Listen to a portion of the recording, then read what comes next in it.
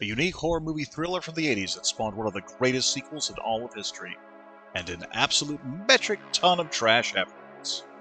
Well, I don't know, I kind of like salvation. The Terminator. Oh, and needless to say, spoilers for a 4-decade-old movie. So, here we go. The year is 2029, the world is in ruins, and for some reason it's not due to climate change. No, machines have exterminated the majority of the human race, and only a ragtag group of resistance fighters in this future war against the machines are there to stop them. Thanks to the leadership of John Connor, victory seems to be within reach, but the machines have other plans. Thanks to their Screw the Rules time machine, Skynet sets in motion the retroactive abortion of John Connor by killing his mother, Sarah. Now we follow Sarah Connor, a waitress that seems to be new at her job and is looking for love in all the wrong places, who is being stalked by two seedy men with their own ideas of her future. One wants to put a 45 in her gray matter, and the other wants to make her full Stockholm Syndrome to ensure you get in them pants. Literal future life goals! Meet Kyle Reese, a soldier from the future whose hit it and quit it lifestyle is so legendary it creates whole branch timelines. He's been sent back into the past by his own son to save his baby mama. Wait, what? From the Terminator. A human-like android out to kill Sarah by any means necessary. Fortunately for Sarah, only one of them has her picture. Seriously, Skynet didn't have any information on the mother of their mortal enemy? No high school yearbook photo or anything? It's lazy. I'm just saying, it's lazy. Whatever. Okay, moving on. Strap in as we follow this cat and mouse game to try and protect Sarah from certain death with the help of a seemingly unhinged psychopath.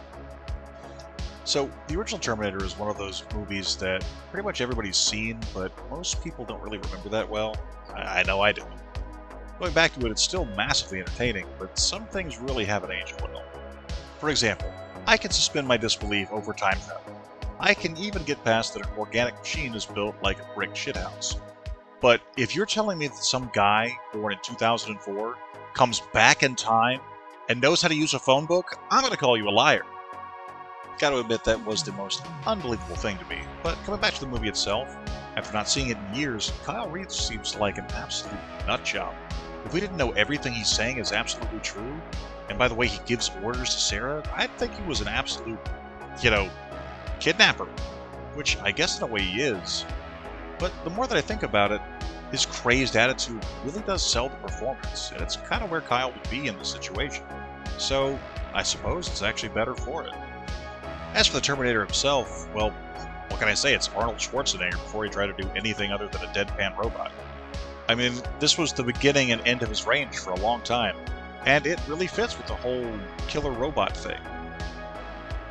And then, of course, there's Sarah, who's played by the legendary Linda Hamilton, who, out of the three, was probably the weak link in this particular film. Her cowering and meek tendencies during the movie was really not the best.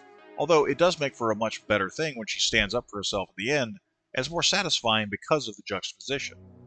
I'm glad to see that she's more of a badass in future installments, but this one, she really wasn't the highlight. Still good, just not the show stealer that she would be in later films. And then lastly, you've got the actual special effects themselves, some of which were absolutely groundbreaking, like that, the skeleton, where it's walking around and doing all that stuff at the end once the flesh has all been ripped off. It's absolutely wonderful. But then you've got the fake Arnie head, which is so plastic and lifeless that, is anybody buying that that's supposed to be him? Anyone? Really? No, I don't think so. All in all, the original Terminator is an absolutely fantastic film. It may not be the absolute height of the franchise that a sequel would get, but it's a damn close second, and it's really enjoyable to this day. You'll see some dated references and things that might make you cringe if you were around in that time or around that time, but it's still absolutely worth the time to watch. And for my money, it's the second best in the entire franchise. So if you've got the chance, go ahead and check it out. I watched it on Amazon Prime for free, so if you've got that service, you can absolutely watch it. But you can probably find it at most brick and mortar shops too for probably under $10, either by itself or in a collection.